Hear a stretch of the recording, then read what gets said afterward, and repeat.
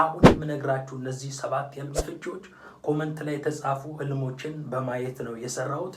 አንደኛ ሱሪ ስትገዙ በህልም ማየት፣ ሁለተኛ ብር ስትወስዱ ማየት፣ ሶስተኛ ቁጥር ማየት፣ አራተኛ ቄጠማ ስታዩ ወይ ቄጠማ ሲጎዘጎዝ ማየት፣ አምስተኛ ታዋቂ ዘማሪ ስታዩ፣ ስድስተኛ በሰማይ ፈረሶችን በህልም ስታዩ፣ ሰባተኛ የጸሎት እናቶች ቡና ሲቆሉ ካያችሁ ጌታ እግዚአብሔር እንዲህ ብሎ እየተናገራችሁ ነው።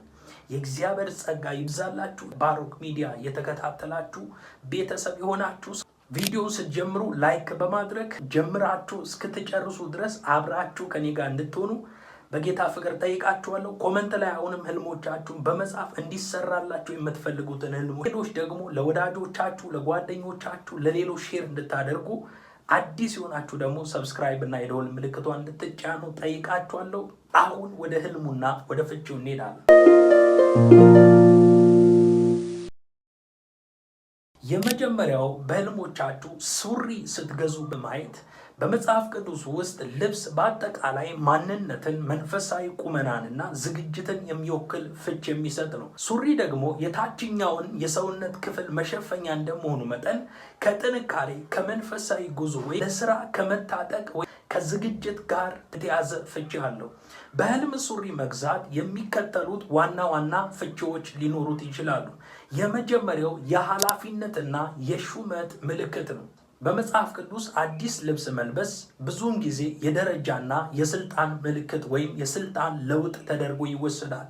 ሱሪ መግዛት እግዚአብሔር አዲስ የሥራ ድርሻ ወይም መንፈሳዊ ዓለም እየሰጣችሁ መሆኑን ሊያመለክት ይችላል። ይህ ህልም ለትልቅ ጉዞ ወይም ለትልቅ አገልግሎት መዘጋጀታችሁን የሚያመለክት ህልም ነው። ሌላው ደግሞ ሱሪ ማየት መንፈሳዊ ጥንካሬና ጥበቃ ሊሆን ይችላል። ሱሪ ሰውን እርቃንን መሸፈንና ከነፋስ ከመጠበቁም በላይ በነፃነት ለመንቀሳቀስ የሚረዳ ትጥቅ ነው።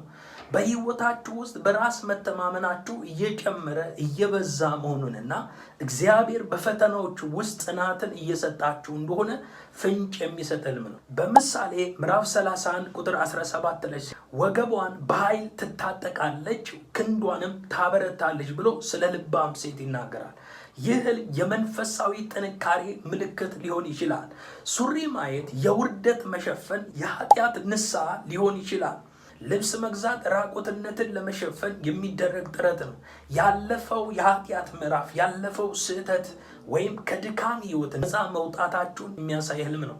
እግዚአብሔር በጸጋው የድሮ ታሪካችሁን ሸፍኖ አዲስ ማንነት እንደሰጣችሁና ሞገስንና ምርኮ እንደመለሰላችሁ የሚያሳይ የምስራች መልእክት ነው። አዲስና የሚያምር ሱሪ መግዛት በቅርቡ በህይወታችሁ ውስጥ አዲስና ደስ የሚል ለውጥ በአገልግሎታችሁ፣ በትዳራችሁ ወይም መንፈሳዊ እድገት እንደሚመጣ እንደሚጨምር የሚያሳይ ነው።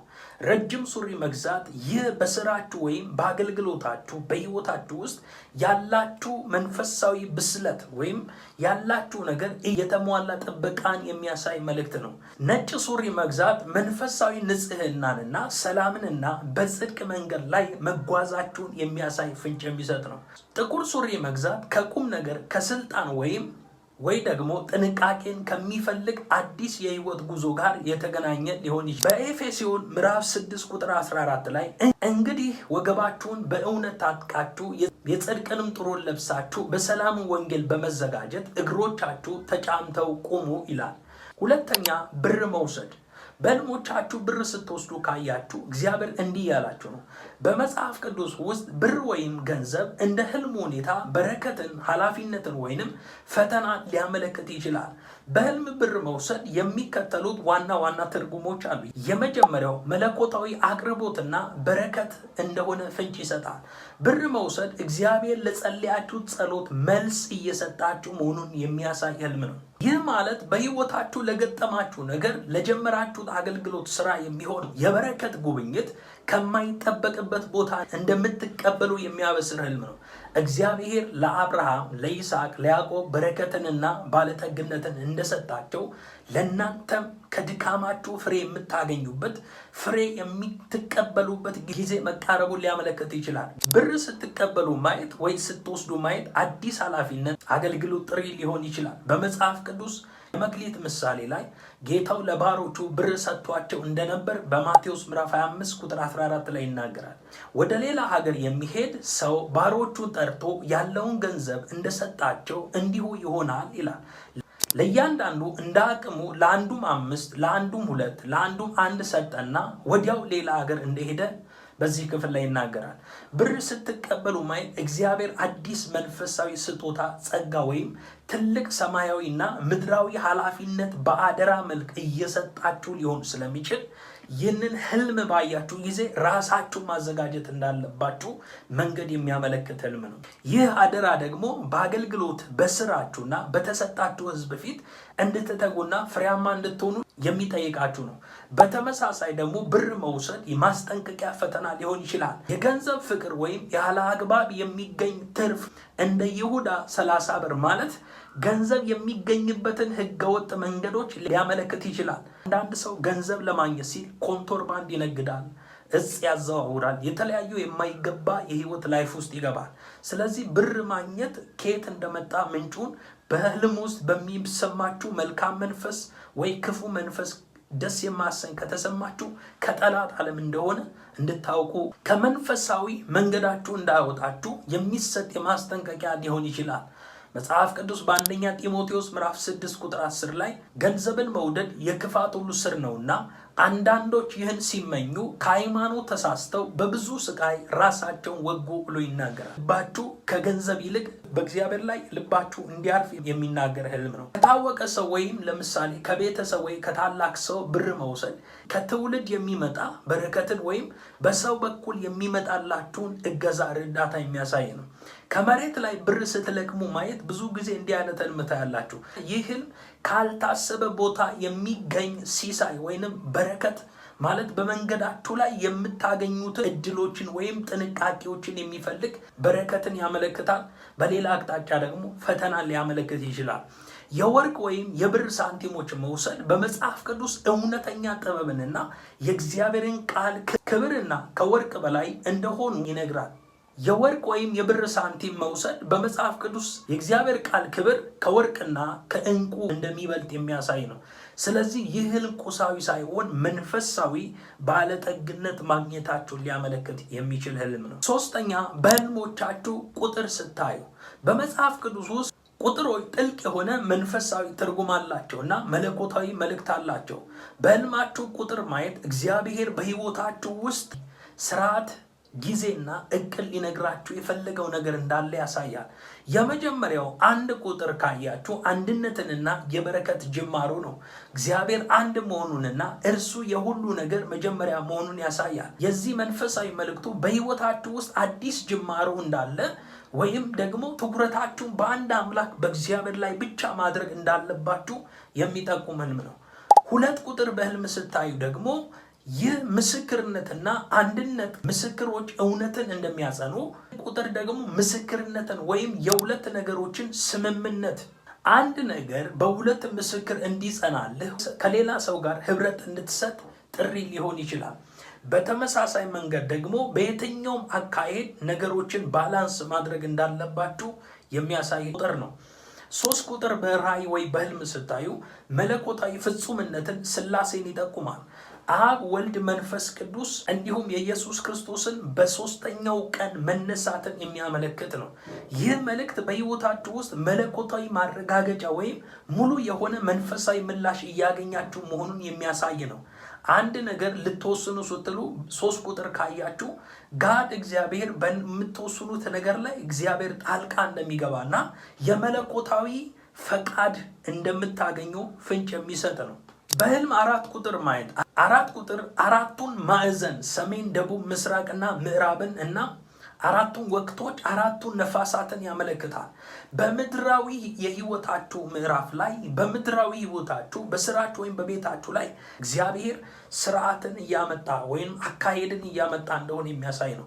5 ቁጥር ማየት ይህ 5 ቁጥር የእግዚአብሔር እርዳታን የሚያሳይ ነው። ለቤተ ክርስቲያን የተሰጡ 5ቱ ኦፊሶችን የሚያመለክት ወይም አፖስቶሊክ አኖይንቲንግ እንደሆነ ፍንጭ ይሰጣል። በህልም በሆነ ሰው አቅጣጫ 5 ቁጥር ካያችሁ ጌታ እግዚአብሔር በዛ ሰው ላይ የቤተ ክርስቲያን ስጦታ እንዳለበት ወይ የሐዋርያነት ጸጋ እንዳለበት የሚናገር መልእክት ነው። መንፈሳዊ መልእክቶቹ ወይንም መልእክቱ በራሳችሁ ኃይል ሳይሆን በእግዚአብሔር ጸጋ የምታልፉበት ጊዜ ላይ መሆናችሁን የሚያበስር መልእክት ነው። 6 ቁጥር ደግሞ ሰው የተፈጠረበት ወይ የሰው ቁጥር ይባላል። 7 ቁጥር ካያችሁ ደግሞ ፍጹምነትና እረፍትን የሚያሳይ መልእክት ነው። እግዚአብሔር ዓለምን ፈጥሮ በሰባተኛው ቀን እንዳረፈ ሁሉ ይህ ቁጥር ደግሞ የሥራን መፈጸም፣ የነገርን መፈጸም፣ እረፍትን የሚያመለክት ህልም ነው። የዚህ መንፈሳዊ መልእክቱ ያለፋችሁበት ነገር ፍጻሜ ማግኘትንና ወይም መንፈሳዊ እረፍት ማግኘታችሁን የሚያሳይ መልእክት ነው። 10 ቁጥር ካያችሁ ደግሞ ሕግንና ኃላፊነትን የሚያሳይ ነው። 10ቱን ትእዛዛትና ስርዓቱን ያመለክታል። 10 ቁጥር ማየት ሙሴ በሲና ተራራ 10ቱን ሕግ እንደተቀበለ የሚናገር ህልም ነው። ወይንም ይሄ የሚያሳየው ሕግንና ኃላፊነትን ያሳያል። ሕግን እንደሰጠ በዛ ሕግ መመራት እንዳለባችሁ ጌታ እግዚአብሔር እየተናገራችሁ ነው። ይህን ቁጥር ስታዩ ስነ ስርዓትን መጠበቅ ወይም የተሰጣችሁን ኃላፊነት በታማኝነት መወጣት እንዳለባችሁ የሚያሳይ ነው። 12 ቁጥር ማየት መለኮታዊ አስተዳደርን የሚያሳይ ነው። 12ቱ የእስራኤል ነገዶች እና 12ቱ ሐዋርያት የሚያመለክት ህልም ነው። እግዚአብሔር በህይወታችሁ ውስጥ ትልቅ መንፈሳዊ መዋቅር ወይም ስልጣን እየሰጣችሁ መሆኑን ያሳያል። ቁጥሮችን በህልም ስታዩ ማስተዋል ያለባችሁ ነገር ወይ ቁጥር ተደጋግመው ከታየ መልእክቱ በጣም ፈጣንና አጣዳፊ እንደሆነ ማወቅና መረዳት አለባችሁ። አንድ ሰው እንደዚህ ብሎኛል፣ በህልሜ 4 ተመሳሳይ ቁጥር አየሁኝ ብሎ ተደጋጋሚ ቁጥሮችን እንዳየ ያወራኝን አንድ ወንድም አስታውስኩኝ። እነዚህ አሁን ቁጥሮችን ተደጋጋሚ ቁጥር ካያችሁ መለኮታዊ ግዳጅ ወይንም መለኮታዊ ፍጥነትን የእግዚአብሔርን ጣልቃ ገብነት ያሳያል። 3 ቁጥር ማየት የእግዚአብሔርን ሉዓላዊነትና የእግዚአብሔርን ዓለም ያሳያል። ይህ ማለት አብ፣ ወልድ፣ መንፈስ ቅዱስ የእግዚአብሔርን አብሮነት። ይህ ተመሳሳይ ቁጥር እንዴት ሊመጣ ይችላል? በሰዓት ላይ፣ በቀን ላይ፣ በካላንደር ላይ፣ በሆነ ነገር ላይ፣ በሰው ልብስ ላይ ቁጥሮችን ልናይ እንችላለን። በዚህ ጊዜ የእግዚአብሔር መንፈስ የእግዚአብሔር ኃይል አብሯችሁ በዛን በነገራችሁ ላይ እንደተገለጠ የሚያሳይ ነው። ያያችሁትን ቁጥር በመጽሐፍ ቅዱስ ውስጥ በምዕራፍና በቁጥር ለምሳሌ መዝሙር 23፣ ዮሐንስ 3:16 እነዚህ ቁጥሮች ሲመጡ ጌታ እግዚአብሔር በምዕራፍ በቃል እየተናገራችሁ የሆነ መልእክት አለ። ፈልጋችሁ ብታነቡት የተለየ መልእክት ሊያሳይ ይችላል።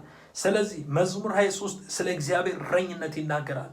ዮሐንስ 3:16 እግዚአብሔር በህልም ውስጥ ቁጥር ሲያሳይ በመገለጥ ዓለም ጌታ እግዚአብሔር እየተናገረ ያለው በቁጥሮች ውስጥ ያለውን መልስ መገለጥና የእግዚአብሔርን ራእይ ምሪት ማየትና ማግኘት እንዳለብን የሚናገር ህልም ነው። 4ኛ ደግሞ በህልሞቻችሁ ቄጠማ ስታዩ፣ በኢትዮጵያ ባህል ቄጠማ የሰላም፣ የደስታ፣ የምስራችና መለኮታዊ በረከት ምልክት እንደሆነ ፍንጭ እናገኛለን። ህልም ቄጠማ ሲጎዘጎዝ ማየት በአብዛኛው በመልካም የሚፈታ ትርጉም ያለው ህልም ነው። የሚከተሉትን ፍቺዎችን እነግራችኋለሁ። የመጀመሪያው የሰላምና የእርቅ ምልክት ነው። ቄጠማ በመጽሐፍ ቅዱስ ውስጥ ከኖህ ታሪክ ጋር ተያይዞ ከሚጠቀሰው ከወይራ ዝንጣፊ ጋር ተመሳሳይ መንፈሳዊ ትርጉም አለው። ቄጠማ ማየት የጥፋት ውሃ መቆሙንና የጥፋት እጅ መከልከሉንና ሰላምን የሚያሰፍን መልእክት እንደሆነ ፍንጭ ይሰጣል። ኖህ ከጥፋት ውሃ በኋላ የወይራ ዝንጣፊ ካየ በኋላ ውሃው ከምድር ላይ እንደጎደለ ምልክት ነው ያገኘው። ስለዚህ ከተማው፣ ሀገሪቷ ሰላም እንደሰፈነና ያ የጥፋት እጅ እንደተከለከለ የሚናገር መልእክት ነው። የጥፋት ውሃ መቆሙንና ሰላም መውረዱን የሚያበስር ህልም ነው። ቄጠማ ሲጎዘጎዝ ማየት በህይወታችሁ ውስጥ የነበረው ማዕበል ወይም ግጭት አልፎ ሰላም እንደሚሰፍን የሚናገር መልእክት ነው። በአንድ ቤተሰብ ላይ ወይ በቤት ውስጥ ቄጠማ ሲጎዘጎዝ ማየት በዛ ቤት ላይ የመጣው ነውጥ ተከልክሎ በቤቱ ላይ ሰላም፣ ረፍት፣ ደስታ እንደሚመጣ የሚናገር መልእክት ነው። በአንዳንድ ባህሎች ላይ አባቶች ሰላም እንዲወርድ ሲፈልጉ ቄጠማ በእጃቸው ይታያል። በቤተሰብ ውስጥ ወይም በስራ አቅጣጫ የነበረ አለመግባባት ተወግዶ ሰላምና እርቅ እንደሚመጣ የሚጠቁም ህልም ነው። ሌላው ደግሞ ቄጠማ ማየት በቤት ውስጥ የበዓልና የደስታ የምስራች ምልክት ነው። ቄጠማ አንድ ስፍራ ስታዩ በዚህ ቦታ ላይ ድግስ አለ ወይ በዓል ነው ወይ የሆነ ሴርሞኒ እንዳለ ወደ ውስጣችን ይመጣል። የዚህ ነገር ምልክት የምስጋና ምልክት እንደሆነ ፍንጭ እናገኛለን። ቄጠማ በአብዛኛው ጊዜ የሚጎዘጎዘው በታላቅ በዓላት በፋሲካ በዓልና በመስቀል እንደሆነ ማወቅ እንችላለን። ወይም ልዩ እንግዳ ሲመጣ ቄጠማ ይጎዘጎዛል። ወደ ቤታችሁ የሚመጣ ታላቅ ደስታ ወይም የምስራች እንዳለ የሚናገር መልእክት ነው። እግዚአብሔር የሐዘናችሁን ልብስ አውልቆ የምስጋናን የደስታን መጎናጸፊያ ሊያለብሳችሁ መሆኑን የሚያሳይ ምልክት ነው። በተመሳሳይ መንገድ ደግሞ ቄጠማ ማየት የመንፈሳዊ በረከትና የጸጋ መረብ ሊሆን ይችላል። ቄጠማው የተጎዘጎዘው ቤት ውስጥ ከሆነ ያ ቤት በእግዚአብሔር በረከትና በቅዱሳት መላእክት ጥበቃ ስር መሆኑን የሚናገር መልእክት ነው። የመንፈስ ቅዱስ ምሕረት በቤታችሁ በኑሯችሁ እንደሚሰፍን በበረከታችሁ እንደሚበዛ የሚያሳይ መለኮታዊ መልእክትና ማረጋገጫ ነው። ቄጠማ ስትጎዘጉዙ ማየት እናንተ ራሳችሁ ለሰላምና ለበረከት ዝግጁ መሆናችሁን የሚናገር መልእክት ነው። ወይም ደግሞ ለሌሎች ሰዎች የደስታ ምክንያት እንደምትሆኑ የሚያሳይ መልእክት ነው። ቄጠማው ሲለመልም ማየት ተስፋ የቆረጣችሁበት ነገር እንደገና እንደሚለመልምና አዲስ ሕይወት እንደምታገኙ የሚናገር የሚጠቁም ህልም ነው። በቄጠማው ላይ መቆም ወይ መቀመጥ ካያችሁ በመንፈሳዊ ዓለም ረፍት ውስጥ መሆናችሁንና ከጭንቀት ከግራ መጋባት ነፃ እንደምትሆኑ የሚናገር መልእክት ነው። አምስተኛ ታዋቂ ዘማሪ በህልም ማየት። በመጽሐፍ ቅዱስ ውስጥ በመንፈሳዊ እይታ ታዋቂ ዘማሪ በህልም ማየት በአብዛኛው ከምስጋና ከፈውስና ከከፍታ ጋር የተያዘ ምልክት አለው። በመጽሐፍ ቅዱስ ውስጥ መዝሙር የእግዚአብሔር መንፈስ የሚገለጥበት፣ ክፉ መንፈስ የሚነቀልበት ታላቅ መሳሪያ ነው። ታዋቂ ዘማሪ በህልም ማየት የሚከተሉት ትርጉሞችን ሊኖሩ ይችላሉ። የመጀመሪያው የሐዘን መለወጥና የደስታ የምስራች ነው። መዝሙር የደስታ መግለጫ ነው። እግዚአብሔር ለክብሩ የተከላቸው የጽድቅ ዛፎች እንዲባሉ ለጽዮን አልቃሾች አደርግላቸው ዘንድ በአመድ ፋንታ አክሊልን በለቅሶም ፋንታ የደስታን ዘይት በሐዘንም መንፈስ ፋንታ የምስጋናን መጎናጸፊያ እሰጣቸው ዘንድ ልኮኛል ብሎ በኢሳይያስ ምዕራፍ 60 ቁጥር 3 ይናገራል። ይህ ማለት በሕይወታችሁ ውስጥ የነበረው የጭንቀትና የሐዘን ወቅት አብቅቶ እግዚአብሔር በአዲስ የምስጋና ቃል አንደበታችሁን ሊሞላው መሆኑን ያሳያል። ሌላው ደግሞ መንፈሳዊ ፈውስና የሰላም ምልክት ነው። ንጉሥ ዳዊት በበገና ሲዘምር በሳኦል ላይ የነበረው ክፉ መንፈስ ይርቅና ሰላም በሱ ላይ ይወርድ ነበረ፣ ሰላምን ያገኝ ነበረ። አንደኛ ሳሙኤል ምዕራፍ 16 ቁጥር 23 እንዲህም ሆነ ከእግዚአብሔር ዘንድ ክፉ መንፈስ በሳኦል ላይ በሆነ ጊዜ ዳዊት ገና ይዞ በእጁ ይመታ ነበር፣ ሳኦልም ደስ ያሰኘው ያሳርፈው ነበር፣ ክፉ መንፈስ ከእርሱ ይርቅ ነበር ብሎ ይናገራል። በህልማችሁ ዘማሪውን ስታዩ ሰላም ከተሰማችሁ በውስጣችሁ ያለው ግርግርና ጭንቀት፣ ፍርሃት ተወግዶ በመለኮታዊ ጣልቃ ገብነት እየተወገደ መሆኑን ያሳያል። ህልሙ የመንፈሳዊ ፈውስ ምልክት ነው። ዘማሪ ማየት የመንፈሳዊ ጸጋ መነቃቃት ወይንም ከሆነ ፐርሰን ኢምፓርት እያደረጋችሁ እግዚአብሔር አምላክ ጸጋን በእናንተ ላይ ያፈሰሰ መሆኑንና የዝማሬ ጸጋ እየሰጣችሁ እንደሆነ ፍንጭ የሚሰጥ መልእክት ነው። ታዋቂ ዘማሪዎች ስታዩ ብዙ ጊዜ የተለየ የቅባት ወይም የጸጋ ተሸካሚው ተደርገው ይታያሉ። እግዚአብሔር በእናንተ ውስጥ ያለውን መንፈሳዊ ስጦታ፣ ጸሎት፣ ምስጋና ወይም አገልግሎት ሊያነሳሳው እንደሚፈልግ የሚያሳይ ነው።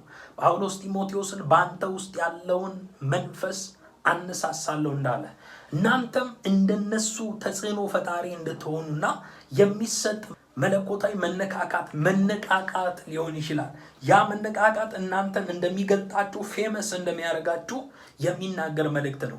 ዘማሪው ሲዘምር ከሰማችሁት የሚዘምረው መዝሙር ለእናንተ መልእክት ሊሆን ይችላል። የሚዘምረውን ቃል ለማስታወስ መሞከር እንዳለባችሁ የሚያሳስብ መልእክት ነው። ከዘማሪው ጋር አብራችሁ ስትዘምሩ በህልም ማየት ከእግዚአብሔር ጋር ያላችሁ ኮኔክሽን በህይወታችሁ ላይ እየጠበቀ መሆኑን ሲያናግራችሁ ማየት ደግሞ በመንፈሳዊ ህይወታችሁ የሚመራችሁ ወይም የሚያበረታታችሁ መንፈሳዊ አባትና ጓደኛ የሚያስፈልጋችሁ የሚጠቁም ህልም ነው። ስድስተኛ በሰማይ ፈረሶችን ማየት። በመጽሐፍ ቅዱስ እይታ በሰማይ ፈረሶችን ማየት እጅግ ጥልቅና ትልቅ መንፈሳዊ ትርጉም ያለው ህልም ነው። ፈረስ በመጽሐፍ ቅዱስ ውስጥ የኃይል፣ የጦርነት፣ የድልና የመለኮታዊ ጣልቃ ገብነት ምልክት ነው። በሰማይ ወይ በደመና ላይ ፈረሶችን ማየት የሚከተሉት ዋና ዋና ፍቺዎች አሉት።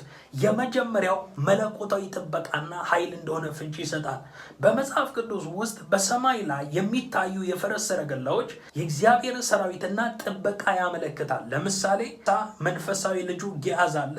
እነሱ ባሉበት ስፍራ ላይ ጊያዝ በጠላት ሲከበቡ ጊያዝ ፈርቶ እያለ መጥፋታችን ነው ሲል እግዚአብሔር የጊያዝን አይኖች እንዲከፍት አይኖቹ ተከፍተው እንዲያዩ ይጸልይለት ነበረ።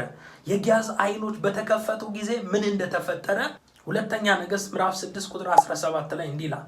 ኤልሳም አቤቱ ያይ ዘንድ አይኖቹን እባክህ ግለጥ ብሎ ጸለየ። እግዚአብሔርም የብላቴናውን አይኖች ገለጠ፣ አየም፣ እነሆ በኤልሳ ዙሪያ ያሉት የእሳት ፈረሶችና ሰረገሎች ተራራውን ሞልተውት ነበር ብሎ ይናገራል። በሕይወታችሁ ውስጥ የሚገጥማችሁ ፈተናዎች የምትወጡበት መለኮታዊ ጥበቃ በእናንተ ዙሪያ እንዳለ የሚያሳይ ህልም ነው። ብቻችሁን እንዳልሆናችሁ የሚታይ ሰማያዊ ኃይል ከእናንተ ጋር ከጎናችሁ እንደሆነ የሚጠቁም የሚያረጋግጥላችሁ ህልም ነው።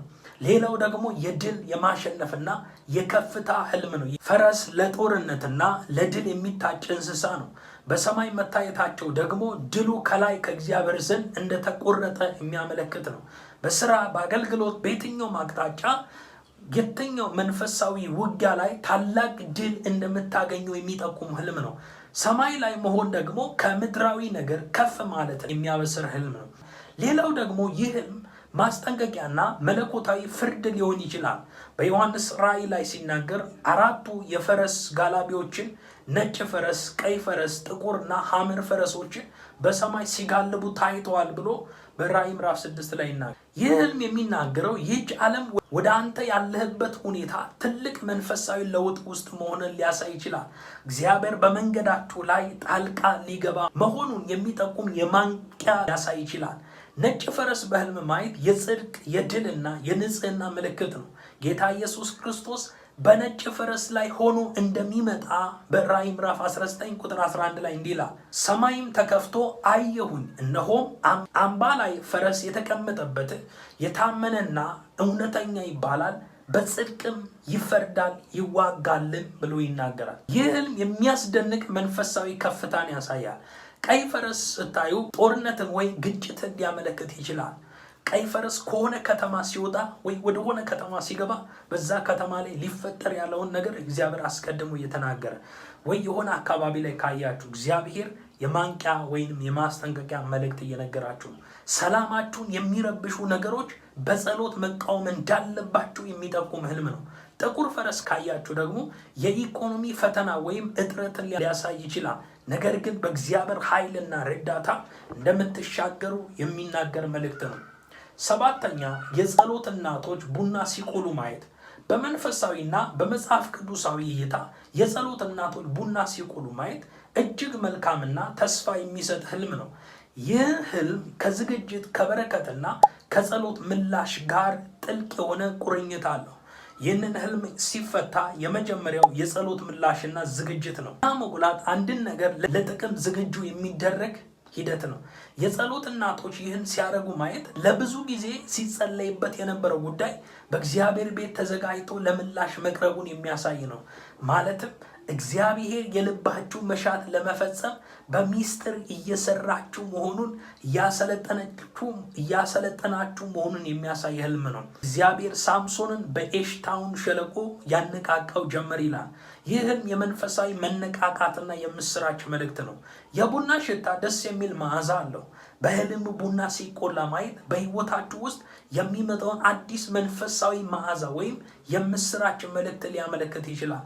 በቤታችሁ ውስጥ የነበረው የጭንቀት ወይም የድካም መንፈስ ተነቅሎ በዛ ምትክ ደግሞ የደስታና የሰላም ዜና እንደምትሰሙ የሚጠቁም ህልም ነው። ለእግዚአብሔር ደስ የሚያሰኘው መዓዛ የሚል መጽሐፍ ቅዱሳዊ ፍቺ አለው። በሉቃስ ወንጌል ምዕራፍ 1:13 ላይ ጸሎት ተሰምቶልሃልና አትፍራ አለው። ይህን ህልም ማየት ከመከራ በኋላ የሚመጣ ጣፋጭ ህይወትን ያሳያል። ቡና በእሳት ተጠብሶ በእሳት ውስጥ አልፎ ነው ሽታውን የሚያመጣው። ሽታው ደግሞ ደስ ያሰኛል።